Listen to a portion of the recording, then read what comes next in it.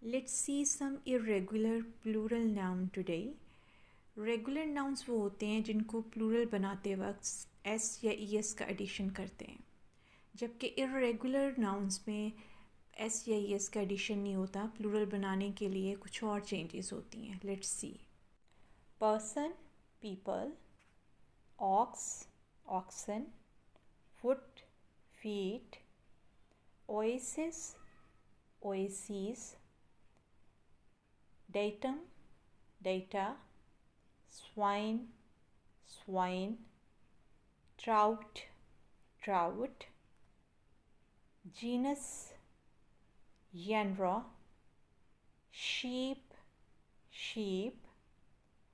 Focus, foci. Fish, fish. Woman, women.